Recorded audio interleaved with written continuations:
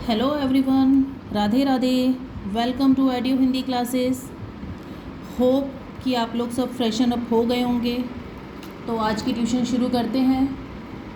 तो जैसा कि आप लोग सभी जानते ही हैं कि हम लोग आईसीएसई क्लास 9-10 की सीरीज़ कर रहे हैं, हिंदी की गद्य से और पद्य से। तो आज मैं क्लास 10 के लिए, आईसीएसई क्लास 10 के लिए भेड़े और भेड़िए ऑन रिक्वेस्ट ऑन डिमांड लेकर आई हूँ। बहुत ही सुंदर और बहुत ही अच्छी कहानी है। हरिशंकर परसाई जी ने बहुत ही अभूतपूर्व तरीके से लोकतांत्रिक व्यवस्था के ऊपर सीधा सीधा करारा प्रहार किया है इसके ऊपर, और उसको बहुत ही अद्भुत तरीके से एक कहानी के माध्यम से दर्शाया है, जिसे हम बहुत ही सहज सरल रूप में समझ सकते हैं। तो आइए शुरू करते हैं। ये कहानी आज भेड़े और भेड़िए, हरिशंकर परसाई जी द्वारा लिखित कहानी भेड़े और भेड़िए। बहुत ही अद्भुत कहानी है, बहुत ही इंटरेस्टिंग स्टोरी है। पहले हम हरिशंकर परसाई जी का परिचय लेते हैं। और प्लीज़ शुरू करने से पहले चैनल को लाइक, सब्सक्राइब और शेयर करना ना भूलें। बेल आइकन को प्रेस कर दें प्लीज़। ज़्यादा से ज़्यादा जुड़ें, ज़्यादा से ज़्यादा चैनल को अप्रिशिएट करें, बूस्ट करें, जिससे मैं आप लोगों को अच्छे से अच्छा कंटेंट प्रोवाइड कर सकूं, अच्छे से अच्छी एजुकेशनल वीडियो आप लोगों के लिए ला सकूं। मैं चाहती हूं कि आप लोगों के लिए लेकर आऊं, तो आप लोग भी प्लीज़ सपोर्ट करें कि मैं आप लोगों के लिए कुछ अच्छा कर सकूं। ठीक है, तो प्लीज़ बेल आइकन प्रेस करना ना भूलें। हरिशंकर परसाई। श्री हरिशंकर परसाई का जन्म 22 अगस्त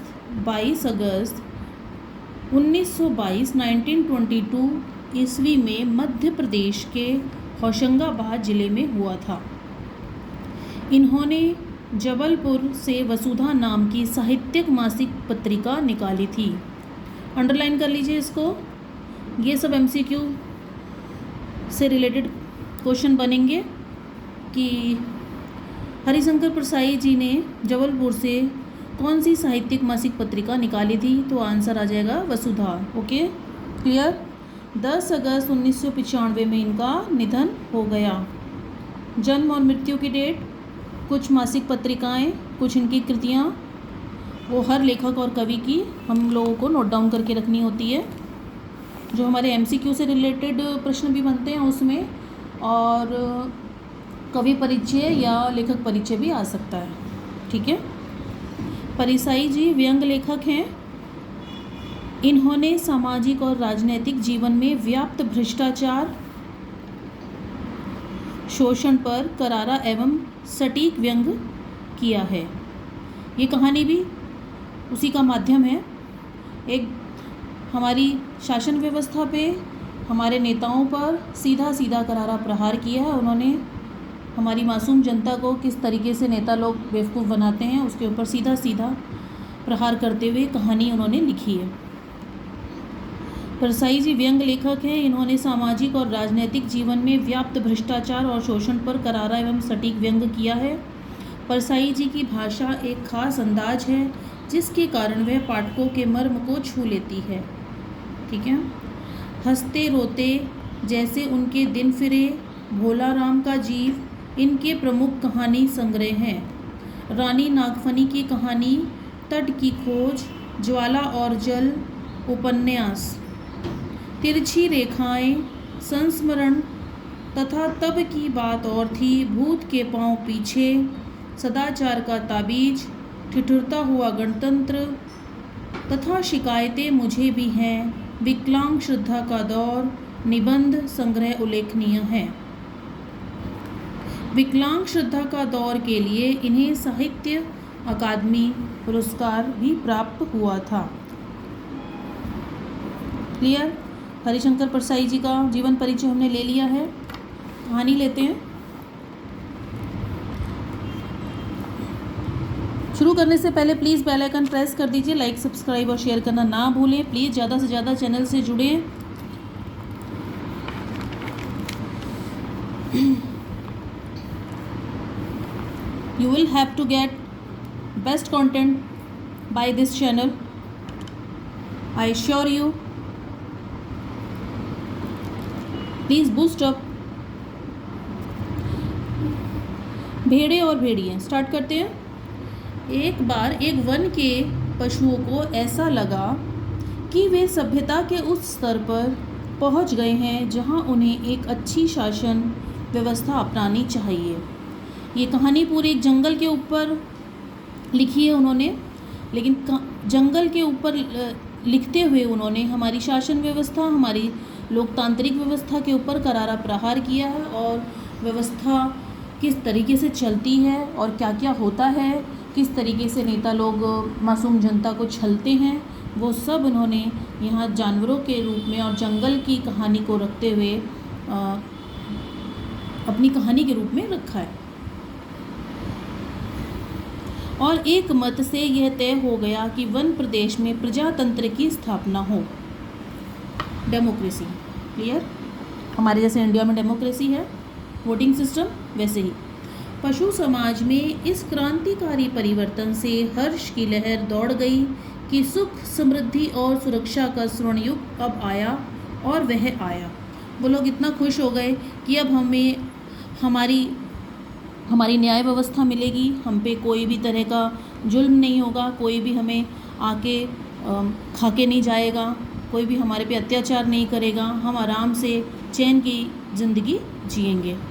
जिस वन प्रदेश में हमारी कहानी ने चरण धरे हैं उसमें भेड़ें बहुत थी। निहायत नेक, ईमानदार, कोमल, विनयी, दयालु, निर्दोष पशु जो घास तक को फूंक फूंक कर खाता है। भेड़ों ने सोचा कि अब हमारा भय दूर हो गया, हम अपने प्रतिनिधियों से कानून बनवाएंगे कि कोई जीवधारी किसी को ना सताए। प्रतिनिधि मतलब उनके जो ऊपर लीडर होते हैं, ठीक है, जो उनका प्रतिनिधित्व करते हैं, ठीक है। सब जिए और जीने दे, शांति, स्नेह, बंधुत्व तथा सहयोग और समाज आधारित हो। इधर भेड़ियों ने सोचा कि हमारा अब संकट काल आया। भेड़ों की संख्या इतनी अधिक है कि पंचायत में उनका ही बहुमत होगा और अगर उन्हें कानून बना दिया कि कोई पशु किसी को न मारे तो हम खाएंगे क्या। अब भेड़ें तो कानून व्यवस्था बनाने में जुट गई हैं और भेड़ें जो हैं चिंता में लग गए हैं कि अगर भेड़ें हैं उनकी संख्या ज़्यादा है और भेड़ियों की संख्या कम है, तो वो अगर जीत गए, बहुमत अगर उनको मिल गया तो हमारा क्या होगा, तो हम खाएंगे क्या। क्लियर? और अगर उन्होंने कानून बना दिया कि पशु किसी को ना मारे तो हम खाएंगे क्या, हमें घास चरना सीखना पड़ेगा। ज्यों-ज्यों चुनाव समीप आता भेड़ों का उल्लास बढ़ता जाता, ज्यों-ज्यों चुनाव समीप आता भेड़ियों का दिल बैठता जाता। एक दिन बूढ़े शियार ने भेड़िए से कहा, मालिक आजकल आप बड़े उदास हैं। बूढ़े शियार, ये बूढ़े शियार को यहाँ पे ये करेक्टर बूढ़े शियार का, जैसे बड़े बड़े नेताओं के पीछे चापलूस लोग बैठे होते हैं ना, वो यहाँ पे बूढ़े शियार का रोल है। एक दिन बूढ़े शियार ने भेड़िए से कहा, मालिक आजकल आप बड़े उदास रहते हैं। सॉरी। हर भेड़िए के आसपास 2-4 शियार रहते ही हैं। जब भेड़िया अपना शिकार खा लेता है तब ये शियार हड्डियों में लगे मांस को कुतर कर खा जाते हैं और हड्डियां चूसते रहते हैं। ये भेड़ियों के आसपास दुम हिलाते चलते हैं।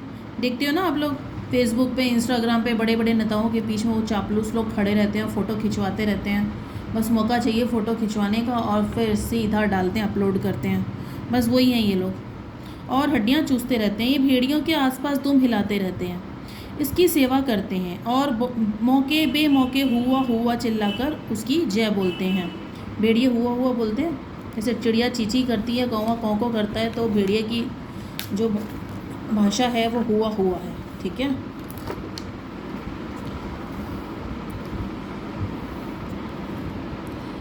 आगे लेने से पहले मैं बता देती हूँ आप लोगों को कि बात अठन्नी की सीरीज़ कंप्लीट हो चुकी है। आप प्लेलिस्ट में जाके चेक कर सकते हैं। साकी की भी प्लेलिस्ट में सीरीज़ रेडी है। व्याकरण से रिलेटेड भी प्लेलिस्ट मैंने रेडी कर दी है। आप लोग जाएं और प्लेलिस्ट चेकआउट करें प्लीज़। और अपने अपने अकॉर्डिंग जो भी आपका कंटेंट है उससे अपना प्रिपरेशन करें यूनिट टेस्ट का। और लाइक, सब्सक्राइब और शेयर करना ना भूलें। ज़्यादा से ज़्यादा चैनल से जुड़ें, मैम को इनकरेज करें और बताएं कि आप मुझे प्यार करते हैं, मेरे को अप्रिशिएट करते हैं और जुड़ना चाहते हैं मुझसे। तो बूढ़े शियार ने बड़ी गंभीरता से पूछा, महाराज आपके मुख चंद्र पर चिंता के मेघ क्यों छाए हैं? खैर, भेड़िए ने कहा, तुझे क्या मालूम नहीं है कि वन प्रदेश में नई सरकार बनने वाली है? हमारा राज तो अब गया। सियार ने दांत निपोर कर कहा, निपोर मने भींच कर, दांत भींचते ना हम लोग, भींच कर। हम क्या जाने महाराज, हमारे तो आप ही माई बाप हैं, हम तो कोई और सरकार नहीं जानते। आपका दिया खाते हैं, आपके गुण गाते हैं। भेड़िए ने कहा, मगर अब समय ऐसा आ रहा है कि सूखी हड्डियां भी चबाने को नहीं मिलेगी। भेड़ियों की तो हालत ख़राब है, बिल्कुल। सियार सब जानता था, मगर जानकर भी न जानने का नाटक करना न आता तो शियार शेर न हो गया होता। आखिर भेड़िए ने वन प्रदेश की पंचायत के चुनाव की बात बूढ़े सियार को समझाई। बड़े गिरे मन से कहा, चुनाव अब पास आता जा रहा है, अब यहाँ से भागने के सिवा कोई चारा नहीं है, पर जाए भी कहाँ? सियार ने कहा, मालिक सर्कस में भर्ती हो जाइए। सर्कस देखा होगा आप लोगों के मम्मी पापा ने दिखाया होगा, जहाँ पे सारे जानवरों से डांस करवाया जाता है, करतब दिखाए जाते हैं। देखा होगा आप लोगों ने अपने बचपन में सबने। तो वो उसी की सलाह दे रहा है इसको कि आप सर्कस में भर्ती हो जाइए। तो भेड़िए ने कहा, अरे वहाँ भी शेर और रीछ को तो ले लेते हैं, पर हम इतने बदनाम हैं कि हमें वहाँ भी कोई नहीं पूछता। तो शियार ने खूब सोचकर कहा, अजायब घर में चले जाइए। भेड़िए ने कहा, अरे वहाँ भी जगह नहीं है, सुना है वहाँ तो आदमी रखे जाने लगे हैं। अजायब घर का मतलब म्यूजियम, ठीक है। बूढ़ा शियार अब ध्यान मग्न हो गया। उसने एक आंख बंद की, नीचे के होठों को ऊपर के दांत से दबाया और एक टक आकाश की तरफ देखने लगा। फिर बोला, बस अब समझ में आ गया मालिक, अगर पंचायत में आप भेड़िया जाति का बहुमत हो जाए तो। भेड़िया चिढ़ कर बोला, कहाँ की आसमानी बातें करते हो?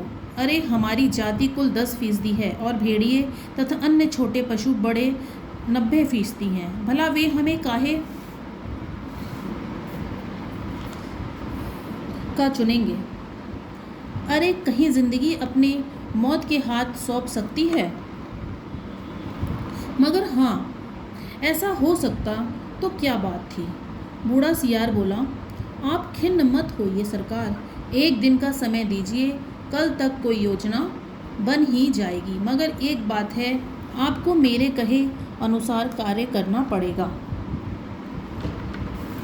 मुसीबत में फंसे भेड़िए ने आखिर सियार को अपना गुरु माना और आज्ञा पालन की शपथ ली। देखिए, जो भी सलाह देता है, जो भी ज्ञान देता है, वो गुरु होता है, उसका कहना मानना होता है। तो मैं यहाँ पे आपको शिक्षा दे रही हूँ, मैं आप लोग के लिए चैनल शुरू की हूँ, आप लोग के लिए इतना मेहनत कर रही हूँ। तो आप लोग की गुरु दीक्षा है कि आप जाइए, चैनल को लाइक, सब्सक्राइब और शेयर कीजिए, बगल वाले बेल आइकन को प्रेस कीजिए और अपने गुरु को खुश कीजिए। दूसरे दिन बूढ़ा शियार अपने 3 सियारों को लेकर आया। उनमें से उसने एक को पीले रंग में रंग दिया, दूसरे को नीले में और तीसरे को हरे में सियार को रंग दिया, ठीक है। भेड़िए ने देखा और पूछा, अरे ये कौन है? बूढ़ा शियार बोला, ये भी सियार है सरकार, मगर रंगे सियार हैं, आपकी सेवा करेंगे, आपके चुनाव का प्रचार करेंगे। भेड़िए ने शंका की, मगर इनकी बात मानेगा कौन? ये तो वैसे ही छल कपट के लिए बदनाम है। सियार ने भेड़िए का हाथ चूमकर कहा, बड़े भोले हैं आप सरकार। अरे मालिक, रूप रंग बदल देने से तो सुना है आदमी तक बदल जाते हैं, फिर ये तो सियार हैं। और तब बूढ़े सियार ने भेड़िए का रूप भी बदला, मस्तक पर तिलक लगाया, गले में कंठी पहनाई और मुंह में घास के तिनके खोस दिए। मेरे वेस्ट बंगाल के स्टूडेंट भी, आप लोग के लिए भी प्लेलिस्ट रेडी है। मैंने अमीर खुसरो की पहेलियों का चैप्टर कंप्लीट करवा दिया, उससे रिलेटेड प्रश्नोत्तरी भी पूरी करवा दिया। आप प्लेलिस्ट में जाएं, चेक करें। आप लोग भी निराश ना हो, आप लोग के लिए भी मैं कंटेंट लाती रहूँगी।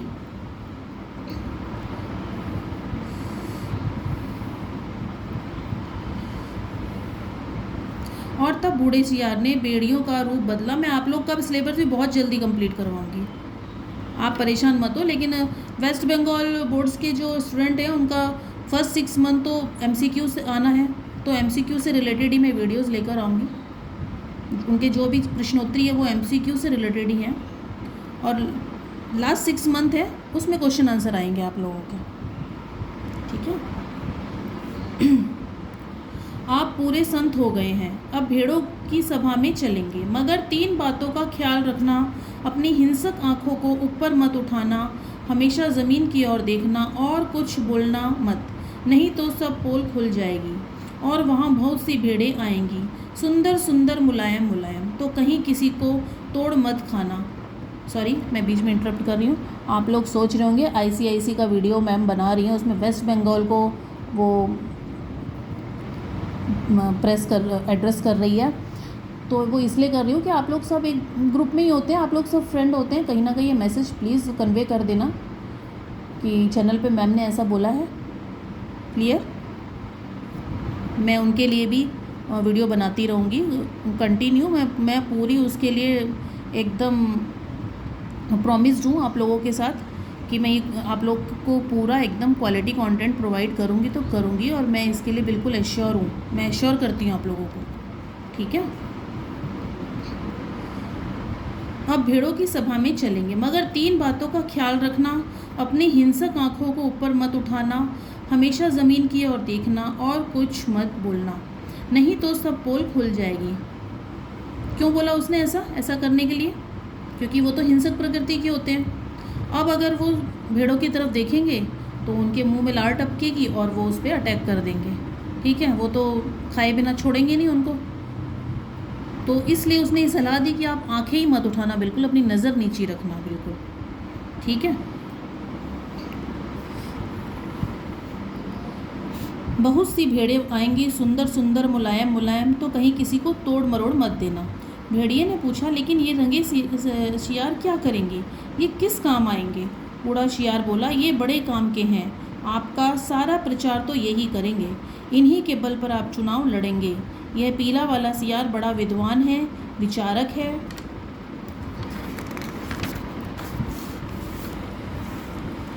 कवि भी है, लेखक भी है। यह नीला शियार नेता और पत्रकार है, और ये हरा धर्मगुरु। बस अब चलिए, समझ में आया कुछ?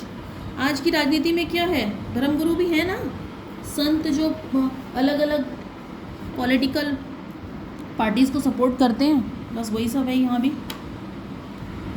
पत्रकार भी अलग अलग पार्टी को सपोर्ट करते हैं, उनसे रिलेटेड न्यूज़ दिखाते हैं। लेखक उसके हिसाब से जो है मैगजीन्स वगैरह उन्हीं के अकॉर्डिंग कॉलम छपते हैं वहाँ पे। तो ये पूरा उसी का ही लेखा जोखा रखा है यहाँ पे हमारी भारतीय राजनीति का। भारतीय राजनीति ले लो या कहीं की भी राजनीति ले लो, राजनीति ऐसी ही होती है। जरा ठहरो, भेड़िए ने बूढ़े शियार को रोका।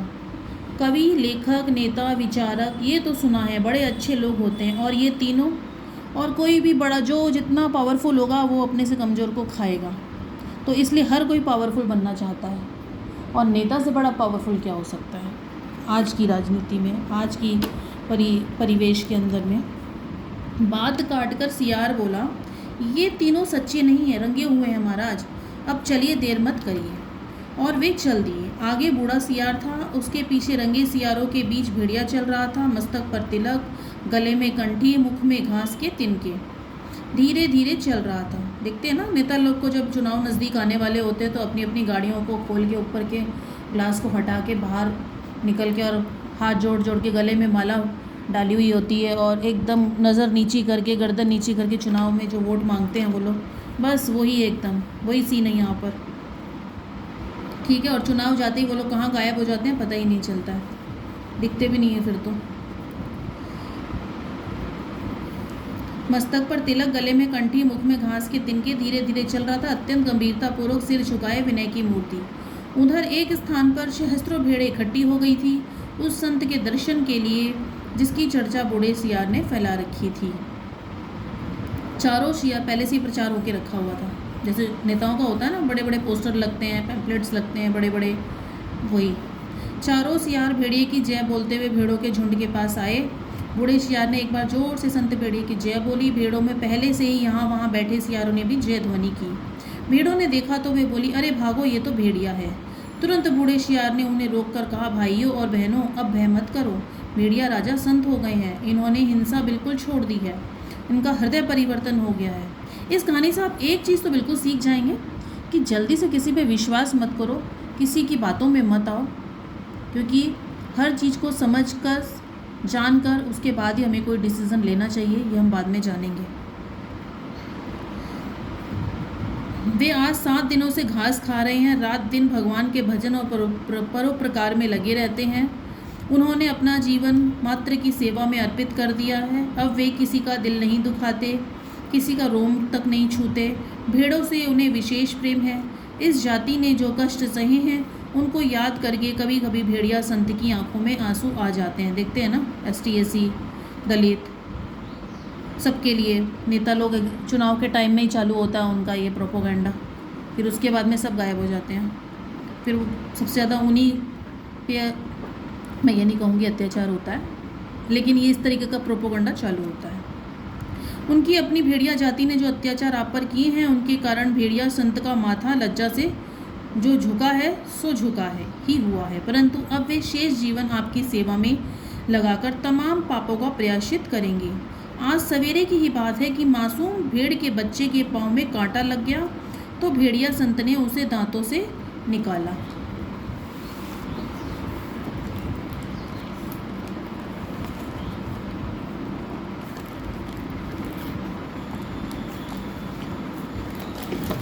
दांतों से पर जब वह बेचारा कष्ट से चल बसा तो भेड़िया संत ने सम्मान पूर्वक उसकी अंत्येष्टि क्रिया की।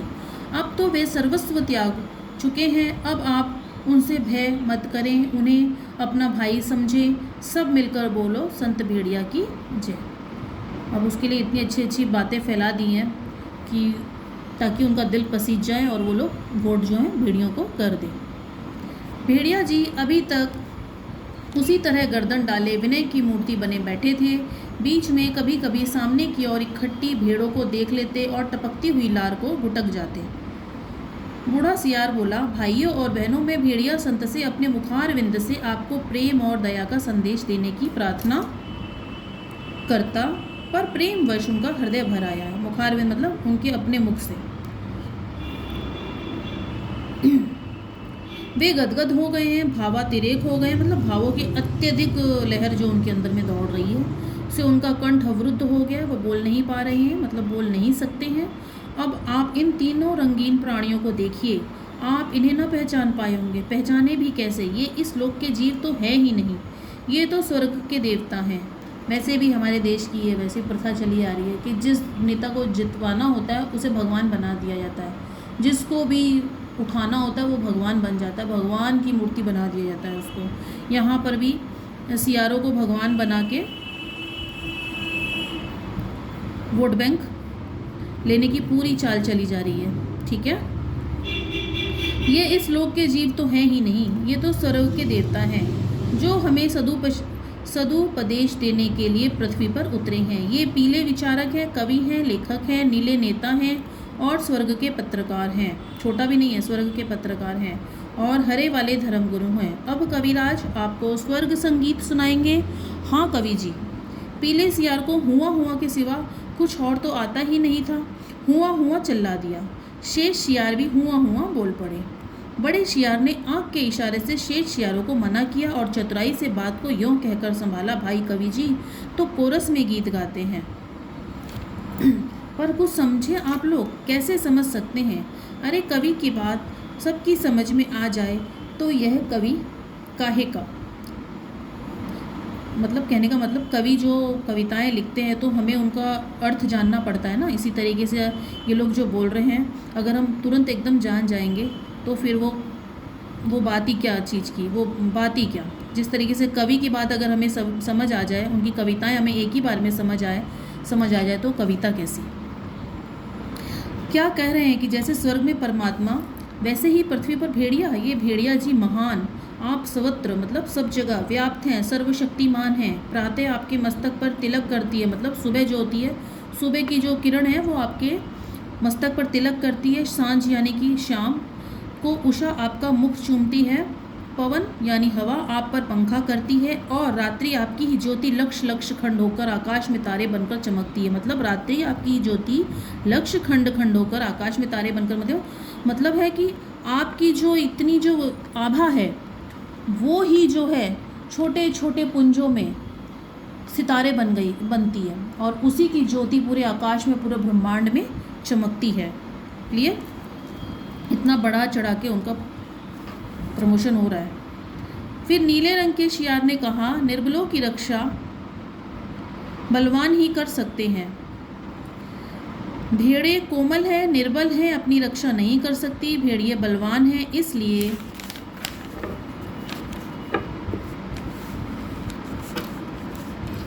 उनके हाथ में अपने हितों को छोड़कर निश्चिंत हो जाओ। वे भी तुम्हारे भाई हैं, आप एक ही जाति के हो। तुम भेड़ व भेड़िया, कितना कम अंतर है। और बेचारा भेड़िया व्यर्थ ही बदनाम कर दिया गया है। ये कहानी मैं इसलिए इतनी डिटेल में पढ़ रही हूँ और इतने अच्छे से समझा रही हूँ ताकि कहीं से भी कोई भी प्रश्न आ जाए तो आपको उसको बहुत ही बिना सोचे समझे, बिना डरे एकदम हल कर दें। अपनी भाषा में लिखें जवाब, अपनी भाषा में जवाब दें। अगर कहानी पढ़ी हुई होगी तभी तो आप अपनी भाषा में जवाब दे पाएंगे। तो इसीलिए मैं कहानी पूरी डिटेल में पढ़ती हूँ। मैं पूरा डिटेल में वीडियो लेकर आ रही हूँ कहानी पढ़ने का। जिस तरीके से मैं अपने स्टूडेंट को ट्यूशन में पढ़ाती हूँ उसी तरीके से मैं एकदम बिल्कुल नेचुरल वीडियो आप लोगों के सामने लेके आ रही हूँ। कोई बनावट नहीं है, कुछ भी नहीं है। एकदम जो मेरे मुंह से जो जिस समय उस वक्त जो निकलता है मैं वही बोलती हूँ। कोई पहले से प्रिपेयर्ड रेडियो नहीं है, ये वीडियो नहीं है, सॉरी। ठीक है, एकदम लाइव चलता है ये। तुम भेड़ व भेड़िया, कितना कम अंतर है। और बेचारा भेड़िया व्यर्थ ही बदनाम कर दिया गया है कि वह भेड़ों को खाता है। अरे खाते और हैं, हड्डियां उनके द्वारा फेंक जाते हैं, ये व्यर्थ बदनाम होते हैं। तुम लोग तो पंचायत में बोल भी नहीं पाओगे, भेड़िया बलवान होते हैं। यदि तुम पर कोई अन्याय पंचायत होगा तो डट कर लड़ेंगे। इसलिए अपने हित की रक्षा के लिए भेड़ियों को चुनकर पंचायत में भेजो। बोलो संत भेड़ियों की जय। इसीलिए कहते हैं डरना नहीं चाहिए। किसी भी सफ़र में अगर हम निकलते हैं, कोई भी हमने डिसीज़न लिया है तो उससे हमें टेक स्टेप नहीं होना चाहिए, हमें डरना नहीं चाहिए। सामने चाहे पावरफुल हो, कोई भी हो, हमें अपनी ज़िंदगी में आगे बढ़ते रहना चाहिए बिना डरे, बिना रुके। ठीक है, यहाँ पे ये भेड़े जो हैं डर जाती हैं तरह से देखा जाए तो, उनकी बातों में आ रही हैं। बाकी हम पढ़ेंगे क्या किया उन्होंने। फिर हरे रंग के धर्मगुरु ने उपदेश दिया, जो यहाँ त्याग करेगा वह उस लोक में पाएगा, जो यहाँ दुख भोगेगा वह वहाँ सुख पाएगा, जो यहाँ राजा बनाएगा वह वहाँ राजा बनेगा, जो यहाँ वोट देगा वो वहाँ वोट पाएगा। इसलिए सब मिलकर भेड़िए को वोट दो। वे दानी हैं, वे परोपकारी हैं, संत हैं, मैं उनको प्रणाम करता हूँ। यह एक भेड़िए की कथा नहीं है, यह सब भेड़ियों की कथा है। सब जगह इस प्रकार प्रचार हो गया है और भेड़ों को विश्वास हो गया है कि भेड़िए से बड़ा उनका कोई हित चिंतक और हित रक्षक नहीं है। मतलब उनकी बातों में आ चुकी हैं।